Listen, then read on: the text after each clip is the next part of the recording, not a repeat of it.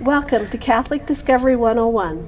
Our program is dedicated to sharing the Catholic faith we love with our friends and neighbors in the Pocatello-Chubbuck community.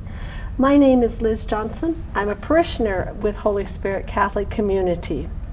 And our guests today are Matt Bowen, Amy Eikert, and Katie Cionci. They are Focus Missionaries. Focus is a Catholic collegiate outreach program, and I'm very pleased to welcome them to St. John's on the campus of Idaho State University. Thank you for joining me today. So let's get started with Amy. Tell us a little bit about Focus and what your mission is. Yeah, thank you, Liz. That's a great question. Focus is an acronym. It stands for Fellowship of Catholic University Students. And really, we're inviting college students to a Christ-centered life. We're reaching out to them, walking next to them, and then inviting them to reach out to their peers to live a Christ-centered life. We do this through Bible studies, inviting them to get to know what the Bible is in their catechism, as well as mentoring students one-on-one, and then just being present on campus. What we're doing regular activities, whether maybe Idaho State University already has events set up that we participate in along with the students.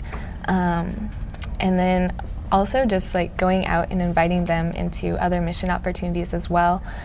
We have several mission trips that students can go on to other countries, as well as cities within the United States, and kind of getting them outside of maybe what's familiar to them of the normal Catholic faith of what they've used to. Out of their comfort zone? Mm-hmm. Okay. You guys are all very, very young, so I'm really interested in how you became Focus missionaries. So Matt, let's start with you. Tell me first a little bit about your faith journey and how you came to be here and how you came to be a Focus missionary. Yeah, definitely. So I was raised Catholic, cradle Catholic. I grew up on a cattle ranch in California. And so we lived in about an hour away from town, and my mom is Catholic, and then my dad isn't. And so my mom was very dedicated in making sure that she got all four of us kids to Mass every Sunday. And I remember growing up, my mom would teach us to pray the Rosary on that drive to town.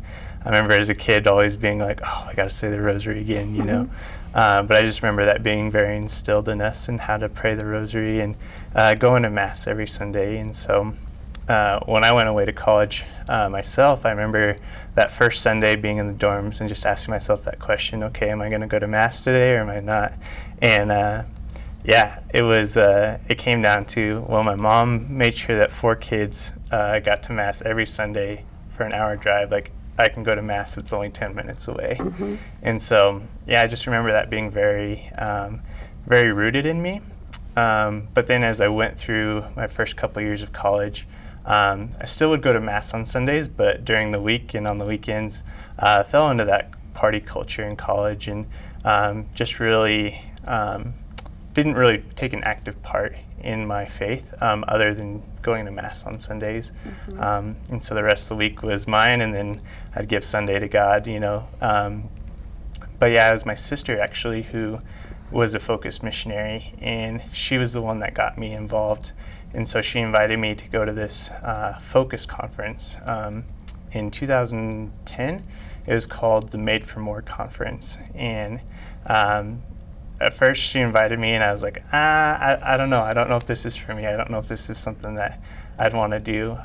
It's going to be right around New Year's. And so I was like, I can find something better to do, you know, than go to this conference. And so my mom, she had called me a couple days later and she's like, hey, I heard that, you know, your sister invited you to go to this conference.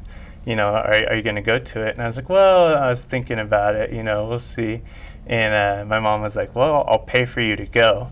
And so I didn't have a good excuse, like not to, or something else to say to do. So yeah, so I ended up going to this conference, and yeah, it was something like I'd never experienced before. I had never been to adoration before, and the first time encountering Christ like that in the Eucharist, I just really felt him speaking to me and calling me on to something greater, challenging me to take an active role in my faith, you know, to get involved in the Newman Center that we had at Cal Poly where I went to school, and just really challenging me to take that next step. Exactly. And then so I encountered Christ in the Eucharist there at that conference, and then too just the other young people there. I'd never seen that many young people excited about their faith and wanting to take an active part in growing in their faith and knowing Christ and sharing that with other people. And so, through my sister and through going to these different focus events, you know, I would run into missionaries, and they'd always be like, hey, like, you should apply for staff, you know? And I'd always be like, I don't think so. That's not my thing, you know, that's not what I want to do. But as I started to get closer to graduation, I started to weigh on my heart more and more as to what I should do. And so my dream had always been to go back home and work on my family's ranch and to live there and, you know, hopefully take over that operation and stuff. And so that year after I graduated, I had a couple internships to go work on some ranches, and so I did that. But after that, I still felt that call to come and to serve as a missionary. And so, I applied to come to be a focus missionary, and they accepted me to come. Okay. And so, I've spent the last 2 years as a missionary, and then I'm going into my third year. So I still have that dream of hopefully going back home to the ranch someday, but for right now, this is where the Lord is calling me to. And it's been an amazing experience just getting to work with the college students. And that's wonderful. Yeah. Where did you serve your first 2 years? The first 2 years I was at the school mines in Golden, Colorado, which is actually not too far from where Focus's headquarters are. Oh, where's Focus headquartered at? They're in Genesee, Colorado. So just about 30 minutes outside of downtown Denver. Oh. Yeah. I have family in Denver, and that's a place I've never heard of is Genesee. I thought I'd heard of all the little towns around there. You said something that really caught my attention, talking about, you know, giving Sundays to God, but the rest of the week not. We do that. That's not just young people. We do that as adults, you know, religious about going to Mass on Sunday, maybe not so religious about the rest of the week. So that really caught my attention. That's not something that's just the property of young people. We all have that tendency. So Amy, tell us about your faith journey. Oh boy. I would say, so I was also born and raised Catholic. I grew up in Montana. I have 3 younger brothers. We're pretty close in age. And growing up, I always wanted a sister, which kind of plays a little bit later into my story. For college, I went to Carroll College in Helena, Montana, which was a big part in my formation and just coming to know that Christ was real and making him a part of my life and choosing to invite him into my life. Okay, pause there for just a second and tell our listeners about Carroll College, a little bit of background about Carroll. Many don't know. Okay, so it is a small Catholic liberal arts school, and it's been very amazing. It has a very Catholic identity, and they're in the process right now of building a chapel on campus for the students, and they have some really strong priests that are very intentional in the way that they're forming the students. They have a new president in the last several years who is developing a new campaign called the Mind, Body, Spirit campaign, and so it's integrating the whole person, wanting, you know, good health for the body, for the mind, and the spirit, and it was really a gift to go there. I hadn't had much formation outside of religious ed classes growing up, and so being able to attend daily Mass or adoration every week, and then having peer ministers to aid me in my faith journey was huge, as well as off-campus retreats, to just be like, hey, like, what are you doing in your faith, and kind of just supporting one another. It's a very, I would say, it's just a very beautiful and authentic experience. So I am very thankful for that. Okay. That's great. Now you can get back to your story. Okay. Sorry. No, that was great, because there was definitely some ups and downs in my college years. I was in a pretty bad car accident, and so being able to come back to my faith and having like people inspire me and say like, your faith is going to help you, like you're not alone in this, and was really good just to be like, oh, like this is real. Like it kind of just like popped that question, like, oh, like Christ is here in this with me, and there's no such thing as coincidence. And so as I was moving forward, the year after I graduated college, I did a year of volunteer youth ministry, similar to Focus, but for middle and high schoolers. And then I did a couple of years of like, like that was enough. I gave my all, like, God, that was your time. So I need to make some money, pay off my student loans, and be like in the real world or whatever. And then just about 3 years ago now, my family, one of our close friends, my mom's really good friend passed away from breast cancer, and she was a single mother and had asked my parents prior to adopt her little girl. Oh. And so I received a sister, like something I'd always wanted growing up. And so when that happened, I was considering going back to nursing school, but I knew that I was supposed to be home and I was supposed to be with my family. And in that year, like, the Lord just really showed me that I was kind of arrogant in my faith. I was like, oh, I'm going to help my family, but he was like, well, you can help them, but I also need to be at the center. And he showed me how broken I was and the place that he wanted to heal in my heart.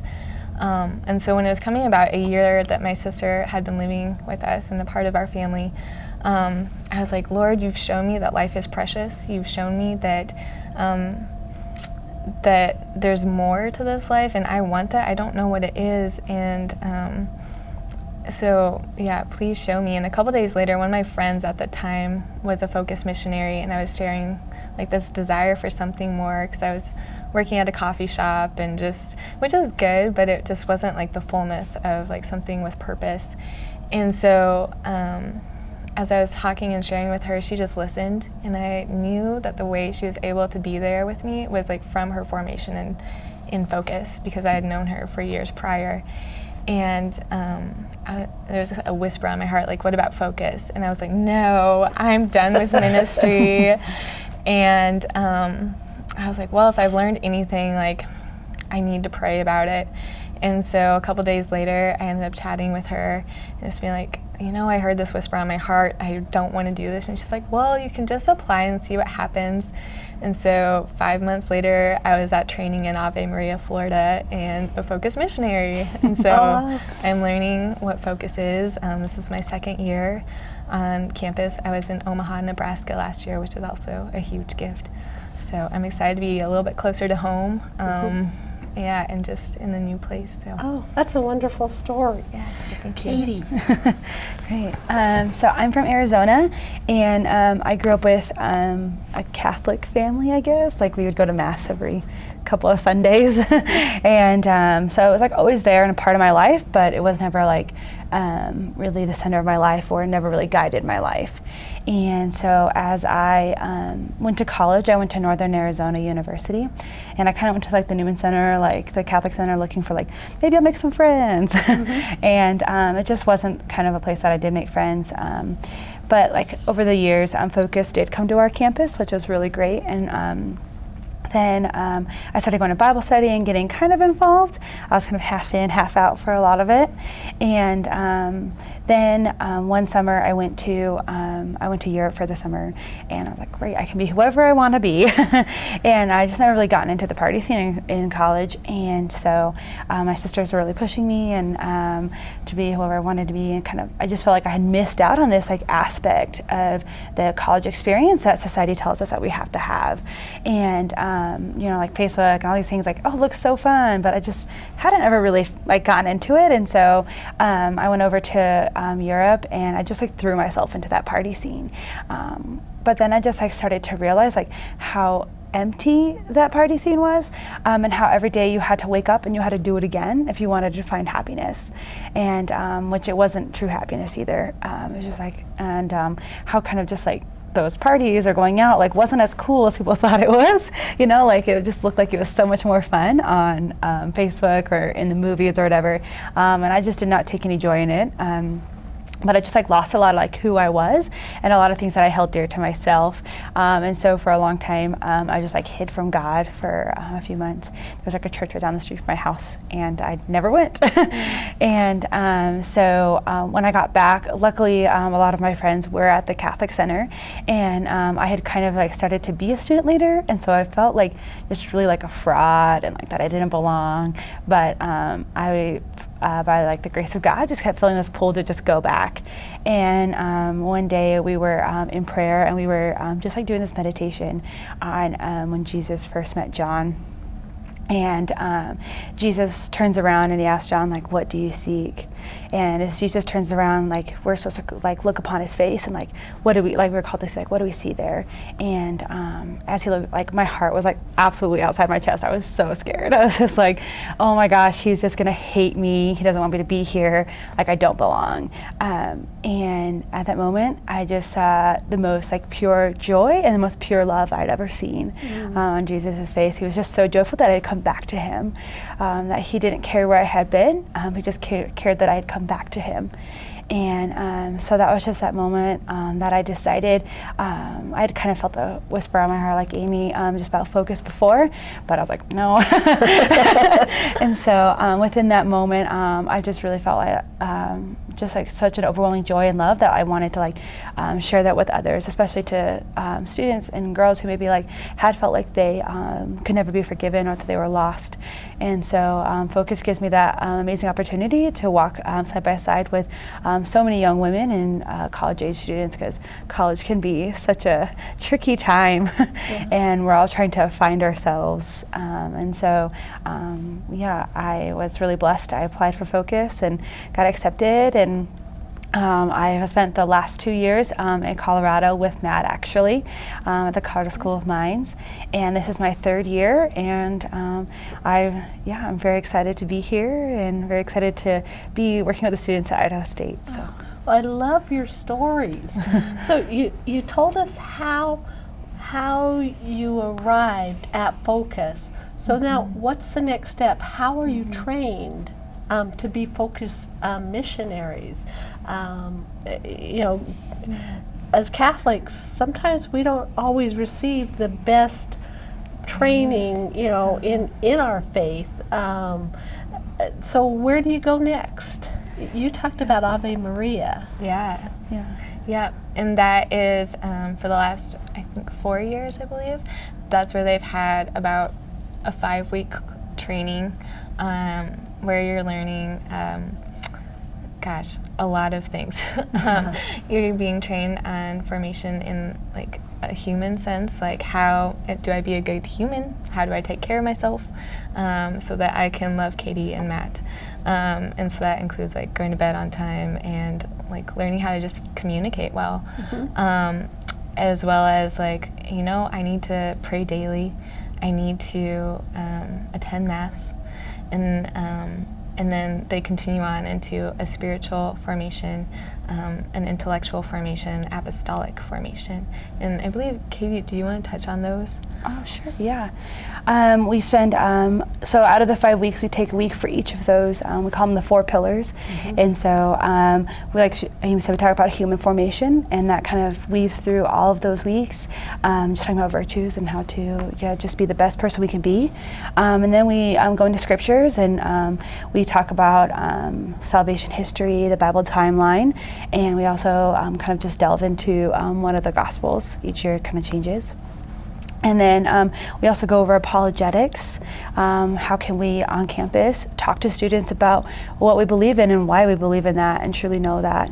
And then we also just talk about intellectual, just really kind of delve into like what are ways that we can continue to grow in our faith, and how can we continue to just grow deeper in that relationship with Christ, like through knowledge as well.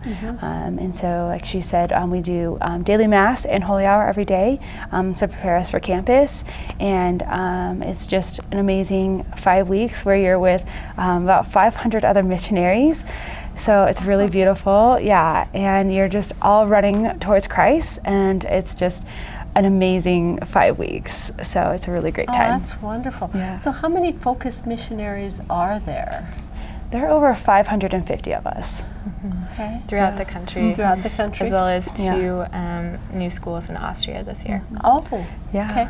So Matt, did you go to Ave Maria also? I did, yeah. For my first 2 years, went to training there, and actually got to go for a couple of weeks this year too. Usually training is just for the first 2 years, and then any missionaries who stay on longer than that, sometimes they'll have them come back as like a dean. So at training we're broken up into these small groups called colleges, and that'll be kind of our small groups to talk about different classes that we've gone to, just get a little bit more formation, go a little more in depth about our experience, be able to process it just a little bit better. But yeah, I got to go to Ave Maria as well. Oh, that's I just heard such wonderful things about that. You guys were very, very blessed to be able to go there. So all right, let's switch to the here and now. What are you guys going to be doing with St. John's on ISU campus? How are you going to integrate into their world? You know, you talked about going to the Newman Center, you know, and looking for friends, looking for something. And Pete and Jamie have done a wonderful job, and Father Hugh have done a wonderful job making people feel welcomed as soon as they walk in the door. So I assume you guys are going to help augment that. So what are you going to be doing here? Yeah, so we'll be working alongside Pete and Jamie and Father Hugh and the volunteers at St. John's. And yeah, what we'll be trying to do is just be working with them, working with what the programs that they already have. They have a free lunch program for students to come to every day. So at the beginning, we'll just be meeting students at St. John's for a little bit, getting to know them, and then hopefully going out on campus with them, going to the student quad to reach out to students there, to invite them back into the St. John's community, get them more involved with the programs that they have going on there, the events that Pete and Jamie are putting on, and so, normally at like focus campuses, that's what the focus teams do, is we work alongside the campus ministry and what they're doing, and just try to be an extension of their arm to the rest of the campus. And so, Pete and Jamie and Father Hugh, like you said, they're just doing an amazing job, like welcoming students as they come into the Newman Center, or to the Catholic Center at St. John's. And so kind of our job is to go out onto those parts of campus where it's not always easy for them to go to, or practical for them to go to. You guys fit in better. Age-wise, you look like the student population there, so that probably helps the students identify better with you. So you talked a little bit about how you want to be involved there. What types of activities are you going to be setting up, or are you going to be participating in at St. John's? Yeah, so we've actually been spending the past couple days planning that out, and we've been looking at different events that ISU is putting on, different things that they're doing for incoming freshmen or just students coming back to campus. And so the Welcome Back Orange and Black event, we'll be going to that, doing some outreach there. And then along with all the other events, we're just kind of going to tag along, and hopefully bring some students that are already involved at St. John's with us to just do some more outreach, to just introduce ourselves to students. we're also going to be playing some games out in the student quad area. We have this game called Spike Ball, and it's kind of a unique game, and I think kind of draws the attention of some students. And so to just invite them to even come and join with us in these games, just for fellowship and fun. But then hopefully too that'll develop into a relationship, and we can continue to foster that and invite them into the St. John's community, as well as the Bible studies and one-on-one mentorship that we do with students throughout the year. That's so important to have something in common with other Catholics and other Christians just in general that you can do outside of church. This will sound really odd, but I have a group of Catholic friends, and they've gotten to be really good friends. I knew some before, some I didn't know. We play pickleball together. So that fostering friendship through games and through outside things, you still bring your religion into it, and that's wonderful that you guys are sharing that with the rest of the students, and to make it a more vibrant place to be examples of Christ's love and to show that love. That's great. So let's go back to talking a little bit about Focus. You actually do mission field work in other countries. Is that did I remember that right from my reading? That's so correct. What other types of areas do you guys go into? Yeah, so Focus does mission trips all over the world. Each I can't remember exactly how many countries that we go to. There's over 60 mission trips offered throughout the year. Yeah. Okay. Yeah. So, and I think this year we took over 1,000 students on foreign mission trips throughout the world. This year, I got to go to Mexico City for spring break and go. We took college students from across the country, and so we got to go work with the Missionaries of Charity in Mexico City, and we got to go see Our Lady Guadalupe. And so the mission trips vary too as far as their service. So some mission trips might be geared towards varsity athletes in college, and so they'll be invited to go somewhere and do like a sports camp. And then other mission trips are geared towards like maybe medical students, go on a medical mission trip. And then other ones could just be for evangelization. So we had a teammate that went to Rome this last year, and their job was evangelization, so just engaging the people in Rome there who were kind of tourists to share the gospel with them. And other ones are service trips. So I got to go to Kolkata this summer and do a 5-week mission trip there, again with students from all across the country. And so we spent 5 weeks working with the Missionaries of Charity, serving in their houses, helping the poorest of the poor in Kolkata. Wow. So will you be looking for students that are interested in going on mission trips while you're here?